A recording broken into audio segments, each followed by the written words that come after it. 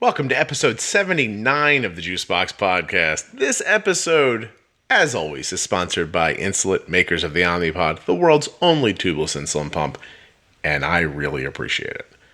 The podcast doesn't really get to exist without the sponsorship, so thank you, OmniPod. This episode is with Kristin. Her son was diagnosed with type 1 diabetes in January of 2016.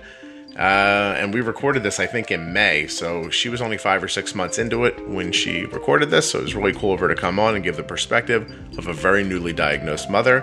Also, Kristin and her husband both live with different autoimmune issues, so this interesting turn of events is double interesting and triple interesting.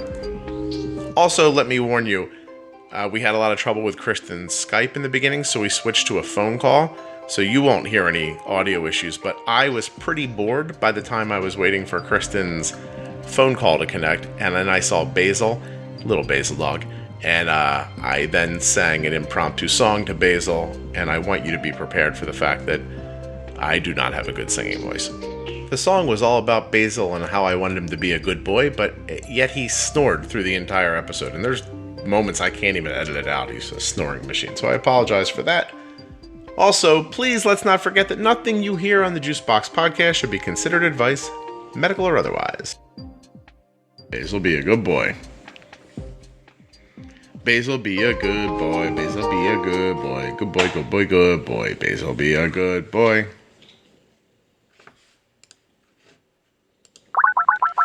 Alright, Kristin's Skype was real wonky, so we're going to try her on a phone call. Hello? Hello? Hello? All right. If this doesn't work, then we find that Graham Bell guy and we get medieval on him because. So you're clear and you can hear. So. Yep. So you were just describing that your son was recently diagnosed in January and that you and your husband both live with autoimmune diseases. Can you go ahead and start up there for me? Yep.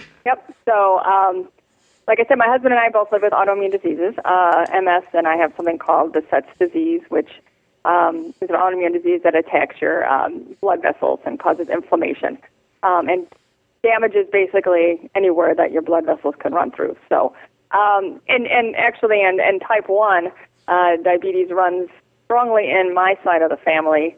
My grandmother had it, diagnosed when she was 29 years old.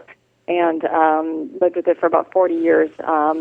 And two of my first cousins had it at 12 and 18 and still live with it and are doing fantastic.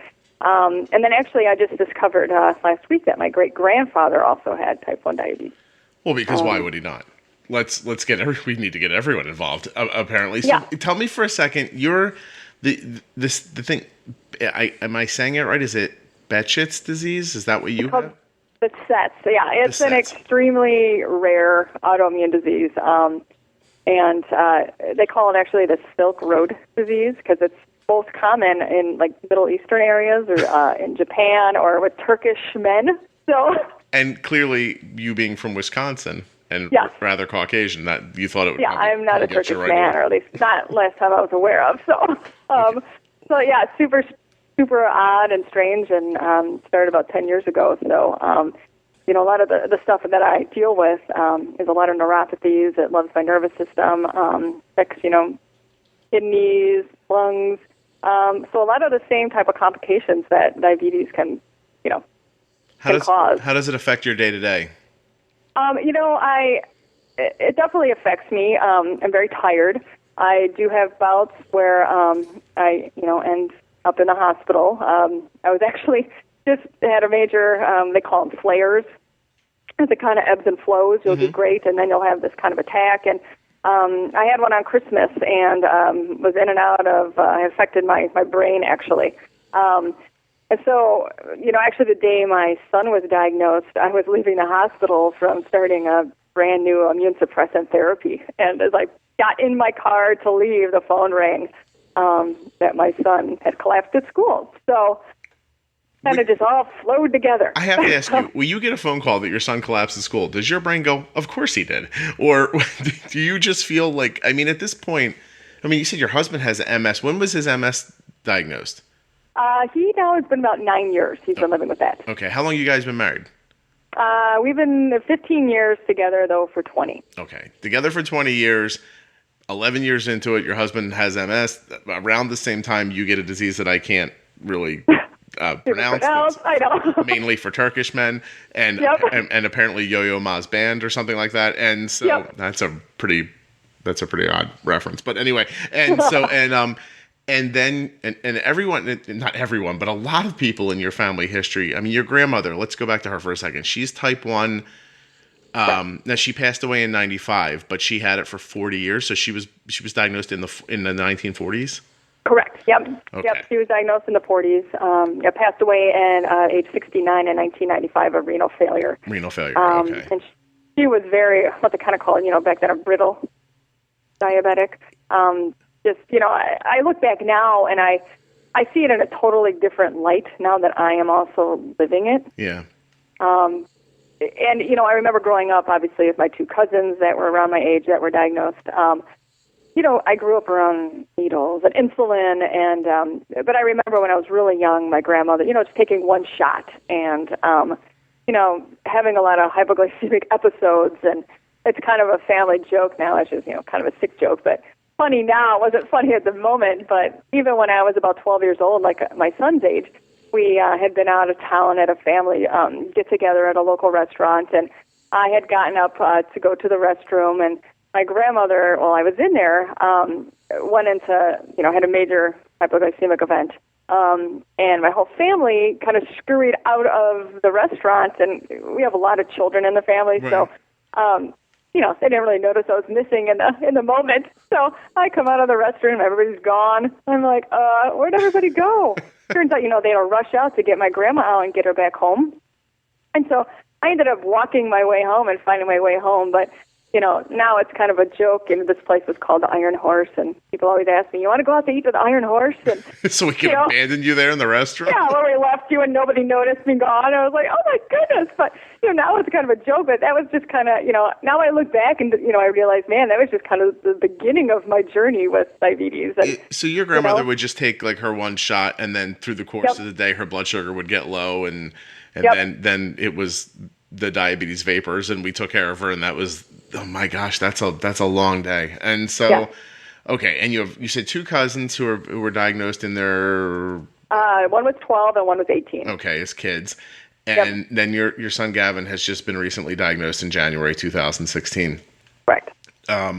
Has anything else happened? Your car caught fire, your house fell over, No, not yet. We're waiting for that, though. We're waiting for like an asteroid to hit our home or like lightning to strike me when I'm walking down the street. I would think there'll be a day where you walk outside and you go to your husband, oh, look, honey, here come the locusts. Yeah. And you guys will just close your eyes and be like... and just kind of giggle. And I mean, it's gotten to the point now where it's like, when these things happen, we kind of giggle, and most people don't understand it, and it's our sense of humor because that's what gets us through. And I know it's not for everybody, that technique, but we just kind of giggle and are like, oh, of course, like, I don't know what else. I don't know what else you would do at this point, honestly. I mean, it's crazy. So you have a second child. Is your second child? Do you guys ever do like TrialNet or anything, or? Yeah, we actually did right away. We did TrialNet, and thankfully hers came back negative. Okay. So that was fantastic. So we always joke that she's our rock and she's going to be our stay-home, live-in nurse. She's like, no, I'm not. I'm out of here. You have the only family where being the healthy person is a losing proposition. It is. It's just joke around. Well, so. I know if TrialNet was listening, they would remind you to continue to test because things can change. Definitely. But congratulations. That is excellent. Okay, so let me just wrap my head around this for 1 second. Okay, so let's go back to Gavin. Gavin's diagnosed. When you leave the hospital, they give you any good technology, or did they just give you an insulin pen, or what did you get? They actually, we were down at Children's Hospital in Madison, fantastic facility. They basically, we had like a 3-day crash course. It was supposed to be like 4 days, but we picked it up pretty quickly. So they let us out, sooner than normal. They probably just thought you were all going to drive like off a cliff on the way home anyway. They were probably like, these people don't have law. I just laughed. Well, it's kind of funny because some of my specialists and my husband's specialists are in the same hospital system. So when my husband was napping, he'd be like, well, I'm going to run down to the MS clinic right now and just, talk to them real quick about something. And I'd come back and then I'd run off. And the staff is just kind of laughing at us because we're like, who are you people? It's nutty. You get at least a frequent flyer card, I would imagine. But I'm sorry. So when you left, how did the hospital handle like your initial management? We basically were on, multiple daily injections. Mm-hmm. So they basically gave us some syringes, and my son is on Lantus and Humalog right now. So basically for the first, couple months here, he's been doing the multiple daily injections. He is on a insulin pen now, and that just happened about a month ago. Okay. But other than that, they said, talked a little bit about pumps, and, we usually wait 6 months till everybody gets very situated and familiar with living with this, and no mention of a CGM or anything like that. Okay. And out the door we went. And that was it. So you're okay. So you got pens, or you got not even needles and a meter, and you go get them, kid, and that's the end of it. But now it's not even 4 months later, right? And are you using some technology now? Yeah, we actually, I discovered. I love to research. I believe in, knowledge is power, and it definitely makes us feel more comfortable if we know more about stuff. So I did a lot of digging and diving into stuff when we got home and read about the CGMs and thought, oh my gosh, that would be so fantastic, especially because Gavin is a huge athlete. Yeah. So extremely active child, and when he was diagnosed was in basketball. Now he's into baseball, which is his main thing, but we were noticing since he's so active, he was dropping so quickly, and there was really no information in between when he was doing, our finger checks. Yeah, and sure. So, I discovered the CGM, and I thought, oh my gosh, that would be so fantastic. And I love more information, the better. So I did contact the clinic and said, I really want one of these. They were a little hesitant. Since we were only about, a month into it, just because they didn't really recommend it until these people were a little further into it because it's too much information sometimes. Mm-hmm. But I said, no, I want it. I would like one, and I'd like one now. And, they were fantastic and actually worked with me, and so we got one. Yeah, I have to tell you, I think that's archaic advice at this point, like the idea of like, oh, we don't want to give you too much information. I don't understand how that could be. How can that be a bad thing? Right. Would you put a new driver in the car and go, oh, the one on the right makes it go really fast? What's the one on the left do? Don't worry, we'll cover that later. Yeah, we'll cover when we do it. Don't worry. A couple months from now, when you feel more comfortable with it, we're going to let you know what that pedal does and what this button. Like, I just don't get the idea of sending someone off, and if they have the ability through insurance to have a glucose monitor, why would you not give it to them? I mean, let them. It's not less. It sucks and it's hard no matter what. You might as well let it suck and be hard, and you have the information. So exactly. Yeah, I don't know what the point is. So how did, when you got it? So you're still doing injections, and you have a Dexcom G5. Is that right? Correct. Yep. Right, so you're cool because you're a different kind of animal. Like that doesn't happen for a lot of people. So So let me ask you how you handle a couple of things. So if I gave my daughter a pre-bolus for a meal, and 45 minutes later I noticed that it kind of wasn't enough insulin, I'd give her more. Do you inject again? Because now you have that information, but you don't have the luxury of not having to stick somebody again. So I'm really interested to hear how you do that. Yep. So my son obviously is in school right now, which is a whole different monster. So, but we keep in touch through texting, which has been fantastic. My son doesn't have a school nurse or any medical staff on site. Well, they're all at the hospital working on your other family members, and people are very busy in your town, I would imagine, taking care of you and your cousins, and they can't be everywhere. Yeah, exactly. Okay. Yeah. So no school nurse, is that common in your district? Well, he's actually in the private school system. Okay. So the public school system, I know, does have somebody on staff that I think rotates between schools, so it's not like they're there all day. Okay. But his school, doesn't have anybody, and he's actually the first child in the school system that's ever had type 1.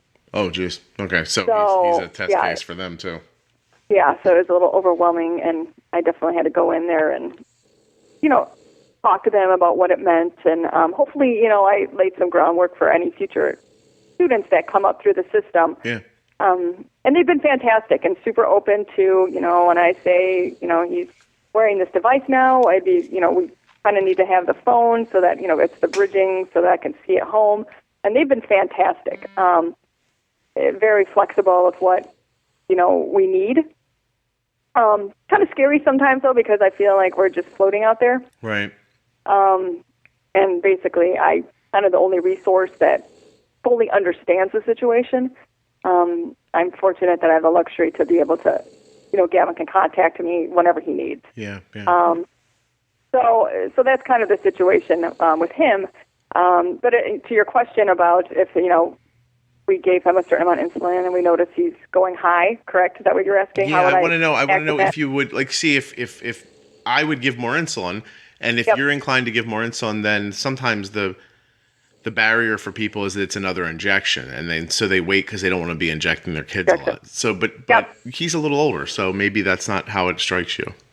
Nope. I mean, and to start with, he is so just go with the flow. Mm-hmm. An injection wouldn't bother him. So, and basically, before we had the CGM, we thought, every time we check him for his lunch or anything, his numbers were always in range. But once we got the CGM, we didn't realize, especially in the morning, these huge spikes he was having after eating. And now that we have the CGM, and it's hard with the daily injections because, it's hard to calculate sometimes, how much insulin's already on board if you're thinking. And he, and at the doctors, they always told us never correct in between meals. Only do it right before a meal.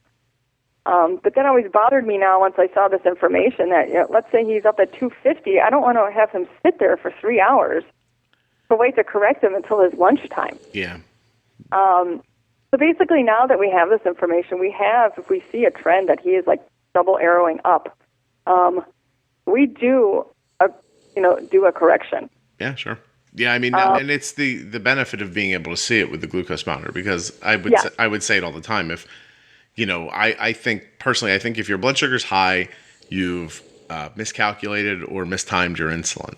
Yep. And so you have to stop those arrows and you have to get your blood sugar back to where it goes. But at the same time, there's a danger of getting low when you're done. When you have a glucose monitor, you have the benefit of someone tapping you on the shoulder before you get low and saying, hey, you're getting low now, and you can kind of augment that again then with some fast acting sugar and stop it right where it's at, as long as you don't overtreat. And that's how we would handle it too. But yeah, and I would never, if I didn't have the glucose monitor, I would never feel comfortable doing that. Right. Just blindly doing that, not every knowing. 10 minutes. Yeah, there's no way. So it's been fantastic. And even with sports, it's been fantastic that it's not constantly pricking his finger to see where he's at before he pitches or he, is going to hit. There's just so much more information available that's really given him a lot of freedom. Yeah. That he's, at his age really craving right now.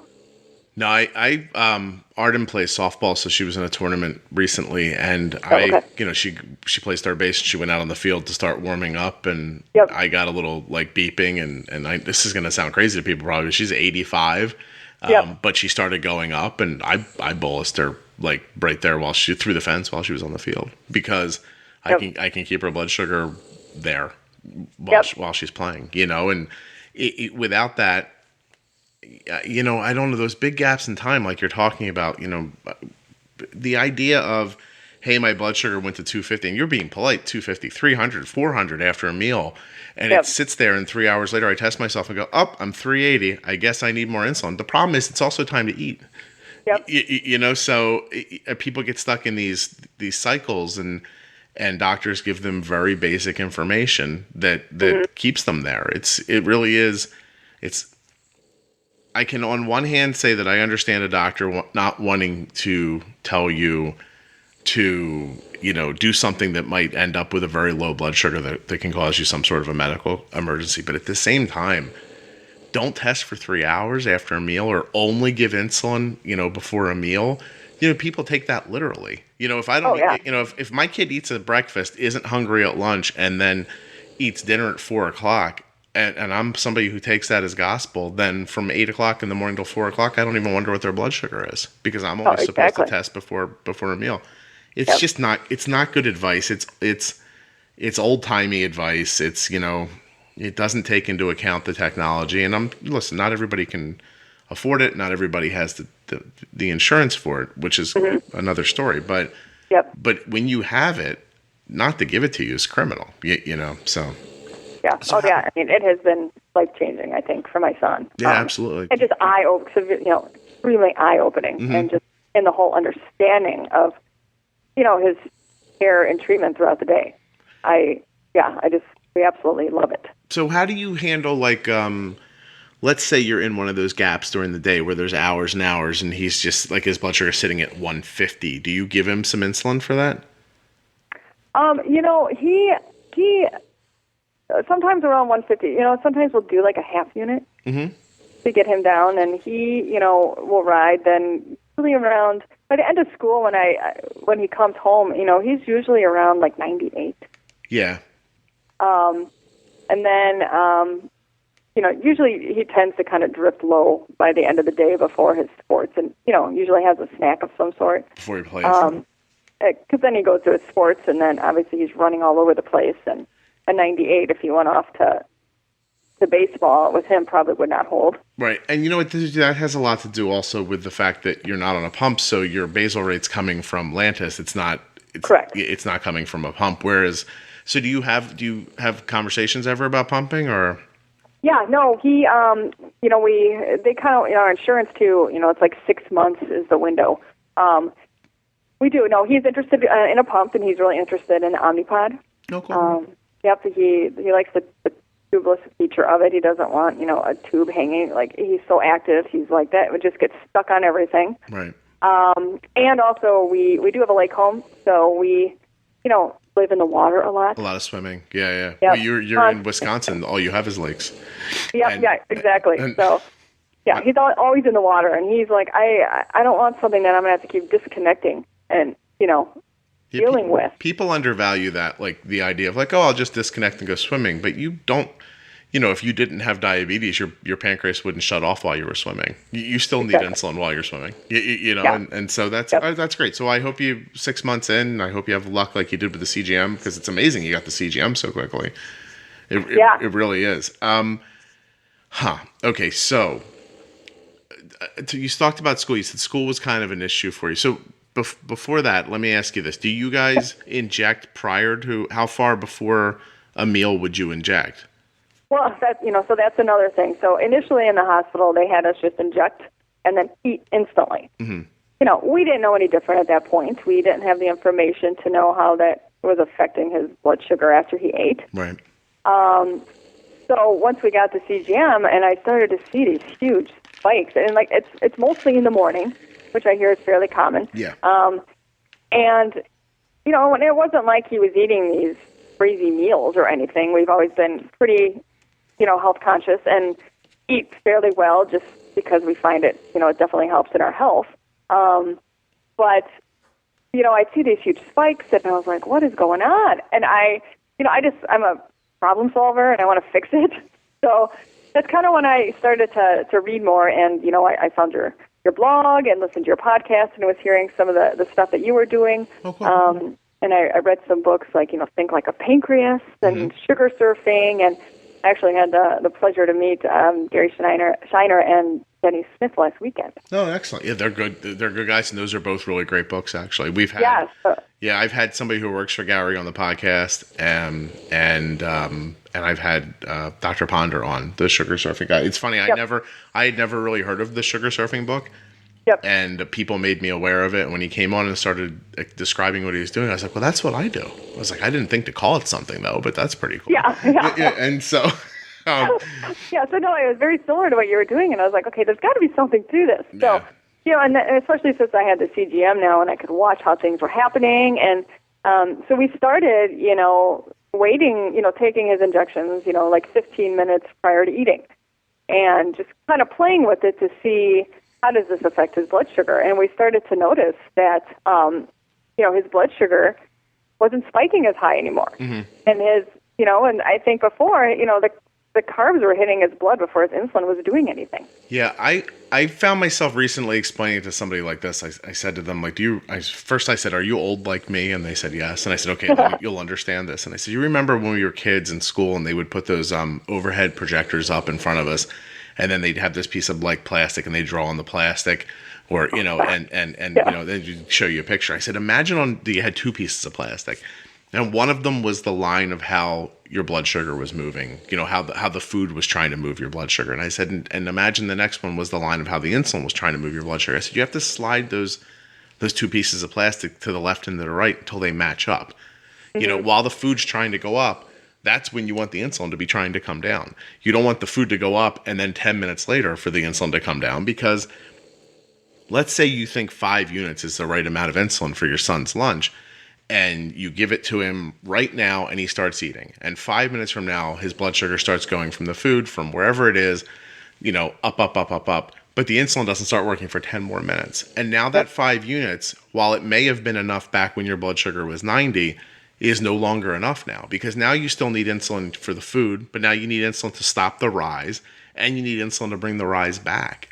Yep. And that's not something anyone would tell you. It's not something that you would even be able to figure out on your own if you didn't have a glucose monitor to see it. But now that I've seen it so many times, I'm even finding myself being really bold. Like, in the warm up period when the Dexcom doesn't exist for a couple of hours and it's warming up before it starts giving you data, right?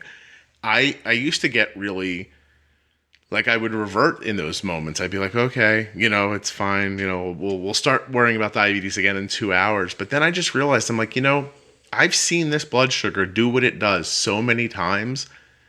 I can now kind of guess what it's doing without even looking at the glucose monitor anymore. So, we'll be a little more careful because we're blind here for a couple hours, but I'm not going to change how we do things. And it works out most of the time, really.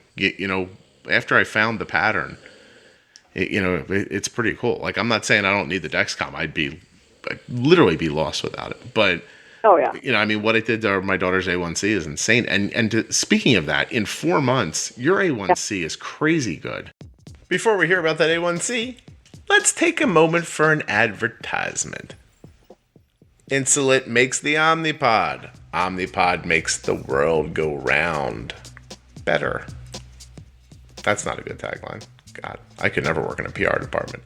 OmniPod, untethered. OmniPod, we work in the water. See how bad I am at this? OmniPod, you can wear it while you're playing sports. OmniPod, we got no tubes. OmniPod, little, yellow, different. I think that's a pill already, and it's not yellow. So, see, I'm not very good at this. Honestly, it doesn't need to be sold to you. Go to myomnipod.com/demo. Click on the link in the show notes if you don't want to type it all out. Get yourself a free, no obligation Omnipod. It's a demo. You stick it on. Maybe you can send me an email and tell me what you think the tagline should be. But take some of it off of me. Don't pressure me so much. Everybody wants something from me. It's horrible. Omnipod. See, I got nothing. I'm not good at this. I can tell you one thing, though. Forget a tagline. Forget PR. Forget marketing. Forget all this other stuff. 8 years with this insulin pump. I could not be happier. My daughter could not be happier. Actually, I'll tell this story in a later episode, but we recently had a very infrequent situation where we needed to contact OmniPod customer support, and they were there Friday night at like 11 o'clock at night, and they fixed my problem in 5 minutes. It was, it was really kind of cool. I didn't expect anybody to be there when I called, but they were. myomnipod.com/demo. The link's in your show notes, and you could be using, what I think is one of the most, if not the most advanced insulin pump on the market. It's the future, baby. It got no tubes. Yeah, I couldn't believe it. I knew things were getting better, but when we went, he went from a 10 when he was diagnosed down to 6.7 at his appointment, which was, his 3-month appointment. That's good stuff. Yeah, and he might be honeymooning still, you think? Or yeah. I think there is some of that. I don't think it's a crazy amount going on, but I'm sure he's still in some sort of a honeymoon phase. Mm-hmm. But I definitely think that seeing the CGM and seeing this information and just being able to control a lot of the spikes that are occurring. That's a huge part of it, yeah. It's been a huge part of it. And also not rebounding, right? Like if you do see a little low, you don't have to overcorrect because then you're right back on the roller coaster again and going back and forth. And that's something we're learning also, and they tell us, when you're between, right now his kind of parameters are 80 to 150 they have him in. Under 80 to 60 they say, drink or have a juice box or 15 grams. Now we're noticing though now with the CGM, if he's between, let's say, like 60 to, 80 or 70 even, and if he drank a whole juice box, he would be shot up to like 200 something. It's way too much. If you had a pump in that situation at 80, you could like restrict the basal rate for a little while, and he would kind of naturally kind of glide back up again in most of the situations. It's just it's if I looked back at the first instructions that my endo gave me to hand to my school nurse when Arden was in kindergarten, honestly, the information is so basic that it really is, when you stop and really look at it, what it says is, if you follow these things, this kid won't die while it's here. You're not going to keep her healthy. You're not going to keep her blood sugar stable. You're not going to keep it in a good range. She just won't drop over dead. And that's not a good way to live your life. Oh no! I'm just going to live in the moment. I'll deal with whatever happens down the road. It's terrible. It really, really is terrible. And yet, what happens is you get sent out the door with it. And okay, maybe that's understandable. Maybe in the beginning the information should be anti-dying. I'm all right with that.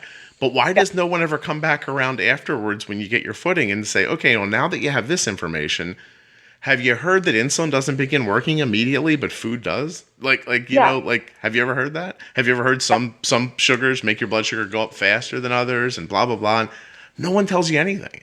No. It's like all this stuff that we've learned like on our own by us making an effort to look for it. And Kristin, you went out and you looked into it, which doesn't make you a better or worse person than anybody else. But a lot of people don't have that in them, or they don't have the drive, or they don't have the understanding. Maybe they just don't have. Maybe they never asked the question because the doctor told them, and they think, well, why would this guy steer me wrong? You know? Oh yeah, exactly. Yep. And so, how many people are wandering around whose kids are? I just got an email the other day from somebody. It's like, hey, I appreciate the podcast because I was letting my kid walk around with a blood sugar of like 180 all day.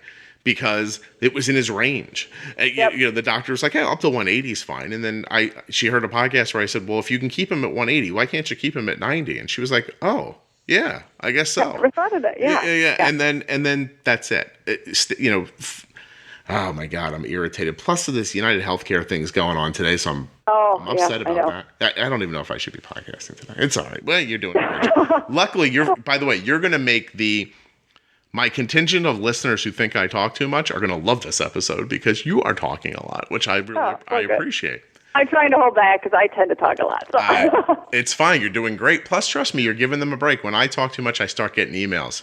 A little chatty in that when I hear from them, and I think, oh, okay. Everyone knows how the podcast should be. Yeah. All right, fine. But no, I'm not joking, but I am joking. And so I just don't get that whole, like, I'll just lead people down this very basic path to take care of this very complicated disease. Like it's I don't know. I said it before, but it's criminal. Like to tell somebody that little about it. Yeah, and I even, I had reached out to a member of our care team, and they're fantastic, don't get me wrong, but when I had seen these after-meal spikes, I was like, I'm seeing this now. What should I do? Do you have any suggestions? And somebody had said, there's really not much you can do about that. Right, and your doctor doesn't even understand it. I was like, what? And they're good. Are you kidding?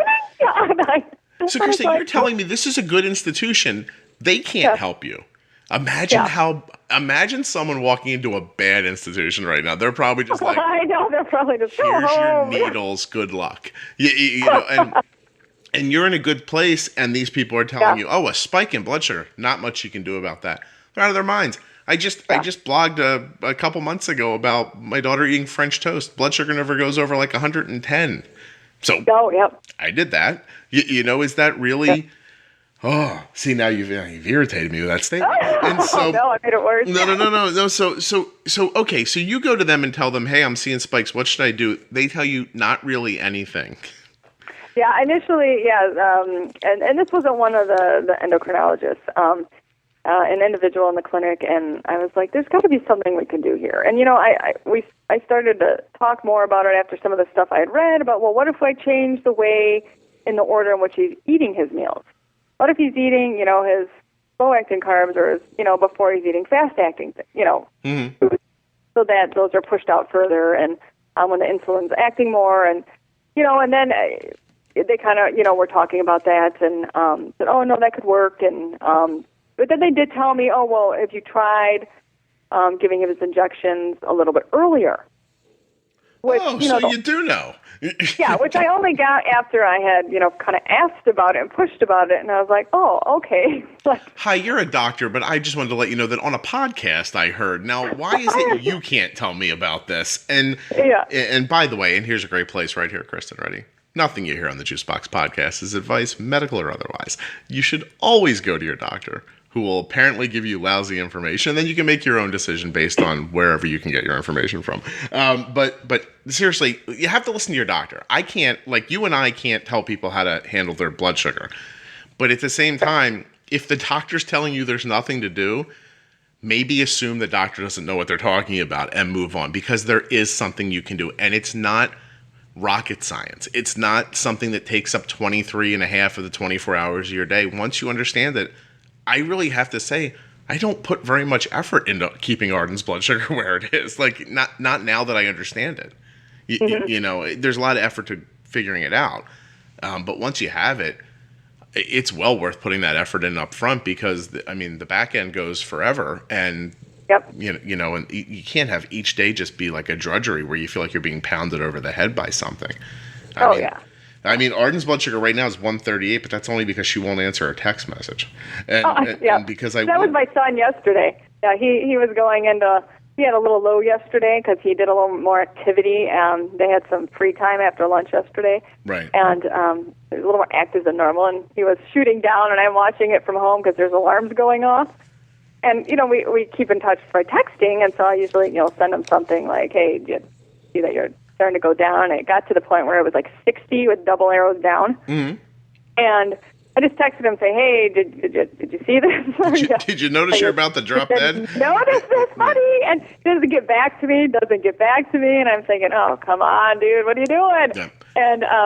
And he's 13, like I said. He's easily distracted sometimes. Well, sure. Yeah. And which is totally understandable. Yeah. And it was the first time I actually had to just call school to touch base with him, just saying, hey, will you just check on him real quick, make sure, he's okay. And they just peeked in on him real quick, and he was totally fine. But I'm like, all I need is just give me like a number. I don't care what button you push on your phone, but just send me something so that I know that you did something about this. Well, so just the other day, quite honestly, the beginning of this week, it was Tuesday. It was 2 days ago. My son is old enough to get his permit, and I live in New Jersey, and you have to take like a driving course with a private driving company in New Jersey to get your permit when you're a kid. Okay. So I have to take him to the DMV. So he comes home from baseball practice. Arden comes home from softball practice. I give them dinner early so I can run him to this appointment at the DMV. And 20 minutes before we're going to leave, my daughter's like, can I go to my friend's house while you're gone? And I was like, you know what? Sure. Because later that night I had to go to some college prep course at the high school to like try to figure out how to get my son into college. And I was like, it'd be great if you were at somebody else's house instead of sitting here Netflixing whatever you're Netflixing and staring at the dog. So I was like, okay. So I took her to our friend's house. Now we had there was, I want to say I might have made rice with dinner. And so I said to her, hey, this might have been too much insulin. We're not really going to know until the rice gives up. And somebody actually just told me to switch rice from just one to another, and it worked really well. So it's not having the same effect on her. But So anyway, I'm still pretty heavy-handed with the insulin. I send her to her friend's house. I'm driving the kid to the DMV. It's like, I don't know, 45 minutes later, and I get 72 2 hours down. That's not a big deal. I don't care about that. And I text her, hey, and I just send 72 2 hours down. And then she doesn't respond. And then I'm like, hello, Arden. Hello, Arden. Now I'm going to die trying to, like, explain to my son what to text while we're driving. Like, and I'm like, Don't do that. I'm trying to do that. I'm like, Siri, tell Arden. Like, so I'm like, I give up. I'm like, okay. I call her. And now the phone's ringing and ringing and ringing. She doesn't answer. And I'm like, geez, you got to be kidding me. That's okay. Yep. The kid's mom's home. So I call the house. And it rings and rings and rings. And I'm like, okay. So I text the mother. Nothing. I'm like, okay, so I've texted my daughter, called the house she's in, texted the house she's in. No one's going to answer me. Now I'm telling my wife, who's already at the college thing, saving a seat. I'm like, just start calling Arden until she answers you because I'm trying my best. Yeah. And then finally I realized, and I used Find My iPhone. Oh, yep. And I sent the signal through Find My iPhone because it hit me. She's almost 12. She doesn't think it's cool when her phone makes noise sometimes. Like, they put them on vibrate because my son does it too. Like, my phone will ring in public. He's like, why is that on? I'm like, it's a ringer. I'm like, how did your generation decide that the ringer wasn't cool? Yeah, but then they don't hear it. Yeah, bunch of idiots. Like, what's the point? Just don't be kids. No, and so, same thing. Exactly, right? So the signal goes through, and I'm like, call me. And she calls me, and I'm like, hey, I've been texting you for 20 minutes. You're 52 hours down. You think you could really quick drink a juice box for me and then find something to eat? Yeah. And she's like, oh, yeah, sure. I said, okay, I'm going to call you right back. And she goes, okay. And 10 minutes later, I call her back, and she doesn't answer again. I finally got her on the phone, and I don't know how nice I sound on this podcast or not, but I got her on the phone, and I was like, listen to me. If this ever happens again, you're not leaving my house. You'll just sit in the house for the rest of your natural life until you expire from old age. I was like, I'm not doing this. And forget the diabetes, by the way. I can't even tell you what that phone costs a month, and all I need you to do is answer it when it rings, right? Yeah. So she's like, oh, okay. And you could even hear in her voice, she was like, I get it. Like, sorry. Yeah.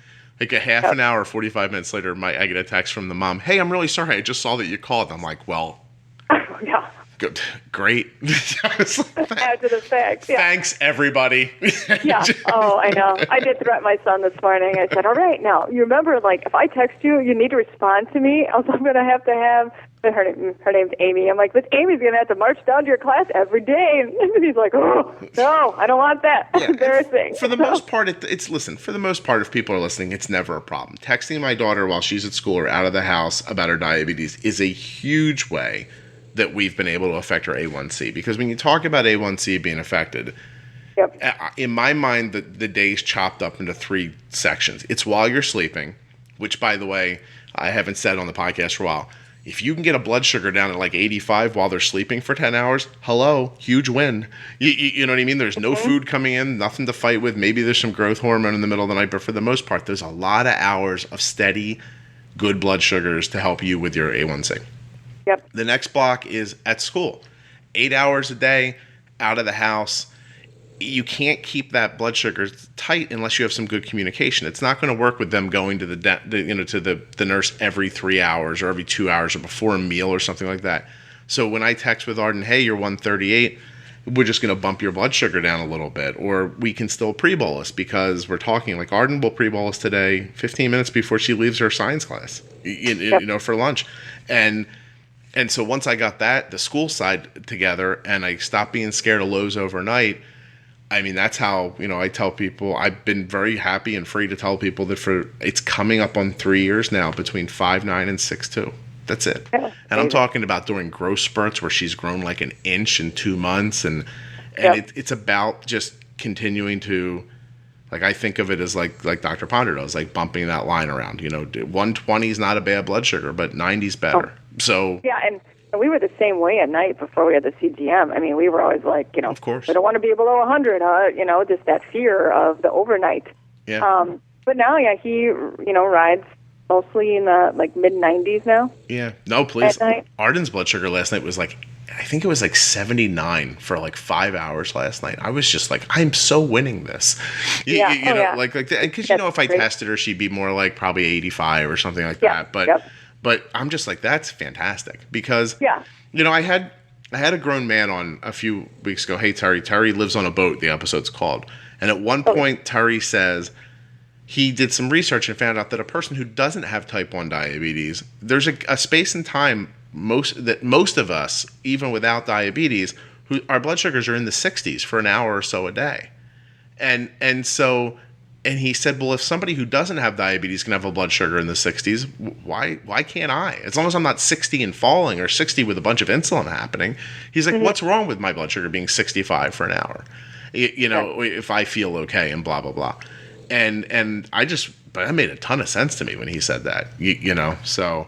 Yeah, definitely. Yeah, that's all good. To me, that's where you can get, because there's going to be spikes. You're going to mismanage it at some point or make a mistake or miscount carbs or something like that. I don't know. That'd be this morning. Yeah. We got up late. My son ran out.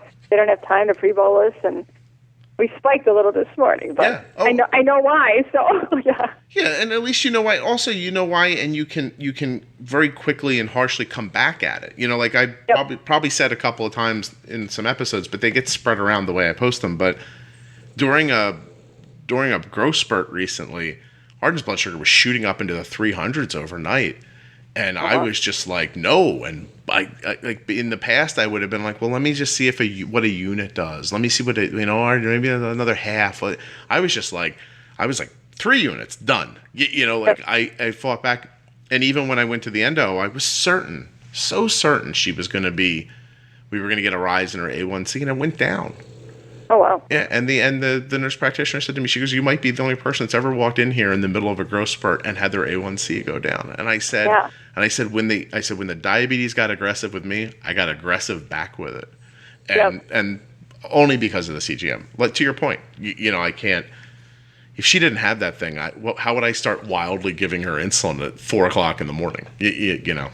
So. Yeah, no, exactly. I mean, I'm in a totally different place with being bold, like you say, because of the CGM. I don't know if I'd feel comfortable doing it without it. Absolutely. So how is Gavin doing otherwise? Are friends going okay with it? Is he telling people? Is he kind of keeping it to himself? Or how's he handling it? No, he from day one has been an open book. And my husband and I are kind of the same way. We are an open book about ourselves. We figure, you know what, we're living with this. We're not going to hide it. And if it can help somebody else, great. Good. And I know everybody doesn't handle things in the same manner we do, and I totally understand that. But, he did say to me, the first day he was diagnosed, he said, Mom, I've seen you and Dad on how you handle your situations, and I'm going to do the same thing.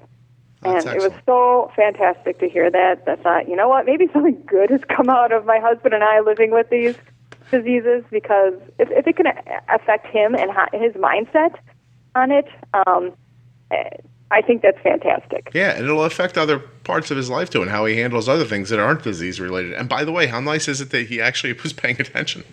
Yeah, I know. I was like, oh wow, so you actually do pay attention to me when I do or say, and I'm not just like floating out there. And so from the day one, he's like, I'm not going to hide this. He went into school, and he has this bag that he picked out, which took forever because he didn't want to have a man purse. He said, "Yeah, that makes sense." Yeah, so he's just like, I'm just going to tell people about it. And he actually got the entire 6th grade class together and spoke to the entire 6th grade class, along with me, about what, type 1 diabetes is, and explained everything they're going to see him doing, from, checking his blood to injections, or, and why he's carrying this bag around, or, because he's like, I just want it out there, and that way everybody knows, and there's nobody talking or wondering what it is, or, which I thought was fantastic for him. And since then, everybody has been rallied behind him, and just it hasn't really been an issue. Yeah, you can take the power away from things very quickly if you just recognize them and be done with it. That's, and he has such a goofy sense of humor, like my husband and I, that, some of the older classmen will ask, like, why do you carry that bag around? And he's like, oh, I carry my cat in it. Or just... Exactly. Throws these things at people, and they're like, what? Don't look in there. He's very angry and hungry. Yeah. So I just can't agree with you enough, honestly. We've been doing that it used to be when Arden was really little, I would come in on the very first day of school, like when all that craziness was going on, and they'd sit down, and we'd be like, hey, everybody, I'm Arden's dad. And Arden would be like, hey. And, I'm like, hey, Arden has type 1 diabetes. You're going to see her check her blood sugar in here, like this kind of stuff. And she'd do it right in front of him. Like, she'd be like this. She'd poke her hole in her finger. She'd check her blood sugar. she'd do that. I said, then she's going to pick up her phone. She'll talk to me a little bit. I said, none of this is a big deal. I said, I know it kind of seems cool that Arden has a phone, but trust me, she doesn't want to have a phone. She doesn't want to have diabetes. This is just part of how she takes care of it. It would be great if you didn't make a big deal out of it and just let her do what she needs to do. And boom, it's always fine. Boom, it's over. It's not even an issue. And now even administrators are finally coming along and saying, look, we thought it was going to be a problem, but it's not. And Arden had a teacher last year when I met with her at the very end of the year I think I had an AT&T like MiFi in her room because she was in like a dead zone in the school. So it kind of generated her own cell signal. And I went in to take it out on like the last day of school.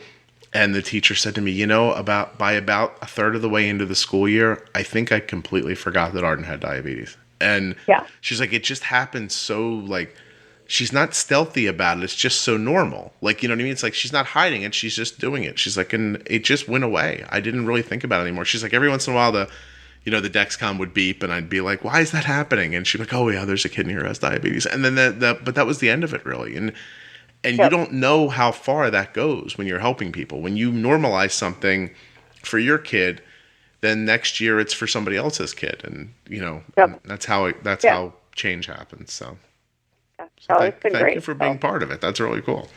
Yeah. So, right. He's been fantastic. So just jokes around about everything. So that's excellent. I think humor is a great way to handle this. It is. And, my husband and I have a very sarcastic sense of humor. So, and I know, not everybody gets it, like I said, but, people will ask Gavin even like, how you doing? He's like, peachy, and just because he's sitting there drinking a juice box, and everything's so people. and he's just laughing away at it all. And and then not that it's funny in any way, shape or form, because it's not, obviously. But I think there's such, like I said, healing power in humor that if you can kind of change your perspective, right.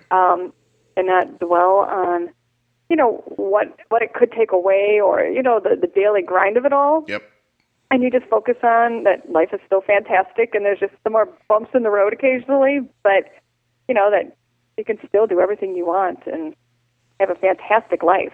Kristin, you were leaving pearls of wisdom right here on the podcast. That is absolutely the truth. There's no way to argue with it. You can choose to see the bad or you can choose to see the good. One way or the other, you got to be here. So you might as well look at the good parts. And I think humor is, listen, we were in a restaurant recently and I was pretty exhausted. And the waitress comes up and she's, the poor waitress doing her job. And she's like, how are you? And I'm like, oh my God, I'm so good. Everything is so fantastic. Thank you for asking. But my tone was the quite opposite of the words. Yeah. And I think she looked at me for a second and she's like, I thought she got it. And that was the end of it. But it's how I felt in the moment. I was just like, I'm so tired. Yeah. I'm tired. I'm in a restaurant because I don't have the energy to cook. Yeah. This isn't some pleasure cruise for me, by the way. I'm not out for a night, and at the same time, I was like, I don't know if I don't joke about this, I'm going to put my head down and fall asleep in a restaurant. So. I think it's great. Well, good.